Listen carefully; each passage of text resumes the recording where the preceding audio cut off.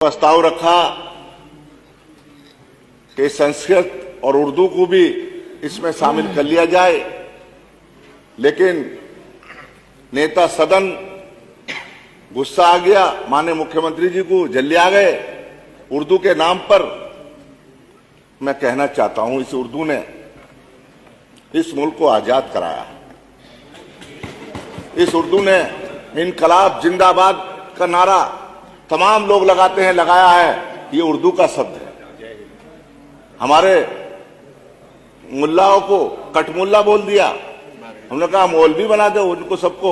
मैं कहना चाहता हूं, ये भूल गए। इन्हीं उलमाओं ने, इन्हीं मौलानाओं ने, इन्हीं हाफिजों ने इस मुल्क को आजाद कराया था।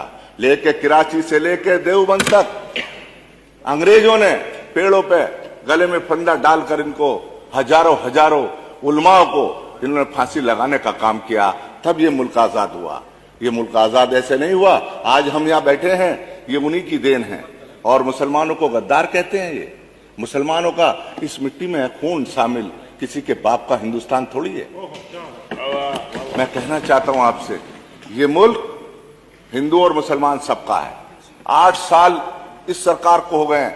मैं कहना चाहता हूं, ना किसी ने हिंदू को मारा है, किसी मुसलमान ने, ना किसी मुसलमान ने हिंदू को मारा, ना हिंदू ने मुसलमान को मारा। ये भाईचारा खत्म करना चाहते हैं, ये जहर घोलना चाहते हैं, हिंदू और मुसलमान को लड़ाना चाहते हैं। लेकिन मैं मुबारकबाद देता हूं हिंदुओं को भी और मुसलमानों को भी। हिंदू और मुसलमान का भाईचारा 8 साल के पीरियड में खत्म नहीं हुआ और ये और मजबूत होगा। मैं कहना चाहता हूं, आज हालात कैसे हैं? घर घर में, गांव गांव में, शहर में जहर घोलने का काम किया। तमाम मुसलमान दहशत और खौफ में जी रहा है। यकीन मानिए, जब घर से निकलता है सुबह को उसका बेटा काम के लिए, तो शाम को वही महसूस करती है उसकी मां कि मेरा बेटा अभी तक नहीं आया। दरवाजा खोल के झांक कर देखती है कि मेरा बेटा देर हो गई, क्यों नहीं आया। इसलिए डर लगता है उसको, कोई थाने वाला पकड़ लेगा और उस पर 4 मुकदमे फर्जी लगाने का काम होगा। 8 साल के अंदर मुसलमानों को क्या दिया है? लाठी दी है, डंडा दिया है, गोलियां मारी हैं और जेलों में डालने का काम माइनॉरिटी के लोगों को इस सरकार ने किया है। मैं कहना चाहता हूं, मुसलमान क्या मांग रहा है आपसे? 8 साल के पीरियड में क्या मांगा है? और उसने एक चीज मांगी है, ना रोजी मांगी, ना रोटी मांगी, ना नौकरी मांगी। वो कह रहा है कि हमको जीने दो, कमा के अपने बच्चों का पेट भरने दो। ये मुसलमान ने मांगा है। अरे इतने सब्र से बैठा है, ये भी इनको बर्दाश्त नहीं हो रही। मैं कहना चाहता हूं, ये सब्र, हमारा सब्र तुम्हें खाक में मिला देगा। हमारे सब्र का तुम्हें असर नहीं मालूम, हमारा सब्र तुम्हें खाक में मिला देगा इंशाअल्लाह। मैं कहना चाहता हूं, हमारे सरफिरेज जज्बातों को कैद कर नहीं सकते, हमारे सरफिरेज जज्बातों को कैद कर नहीं सकते।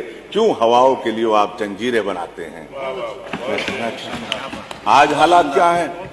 मेरे जनाजे पर यारो मोहब्बत लिख देना, मेरे जनाजे पे यारो मोहब्बत लिख देना। हमने बुनियादों के पत्थर हैं, हमें घर से निकाला जा रहा है।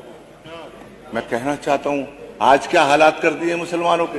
पूरे उत्तर प्रदेश के अंदर आप दहशत के अंदर, खौफ के अंदर जी रहा है। तमाम ये लोग कोशिश कर रहे हैं किसी तरह से भी हिंदू मुस्लिम झगड़ा हो जाए, किसी तरह से भी मुसलमानों को मारा जाए। लेकिन मुसलमान, यकीन मानिए, इस देश का वफादार है, इस देश का गद्दार नहीं है, इस देश का वफादार है। इस जब जब जरूरत पड़ी है, सन 71 का देख लीजिए, हिंदुस्तान पाकिस्तान की जब जंग हो रही थी तो वीर अब्दुल हमीद ने पाकिस्तान के टैंक उड़ाने के बाद अपनी कुर्बानी देने का काम किया। ये किरदार है मुसलमान का। अभी कुंभ का मेला भर रहा था इलाहाबाद के अंदर, कड़ी सर्दी हो रही थी, कड़ी सर्दी हो रही थी, तमाम बहुत कड़ाके की सर्दी पड़ रही थी। लेकिन वहां के तमाम मुसलमानों ने अपने शरीर से जर्सी उतारकर, स्वेटर उतारकर, जैकेट उतारकर वहां के हिंदू भाइयों को देने का काम किया।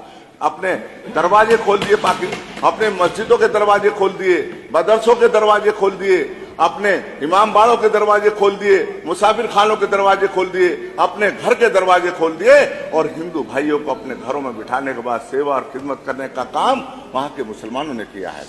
मैं कहना चाहता हूं आपसे, आज हालात कैसे बना दिए, ये मुसलमानों का किरदार है। और ये हमको कहते हैं मुसलमान के नाम पर चिढ़ रहे हैं, मुसलमान के नाम पर गुस्सा आ रहा, माननीय नफरत सदस्य आनी समराइज उनके कर नाम पर। लीजिए, स्थानीय कोई प्रॉब्लम मैं- तो बता दीजिए। मैं कहना चाहता समय हूं- आपका खत्म हो गया।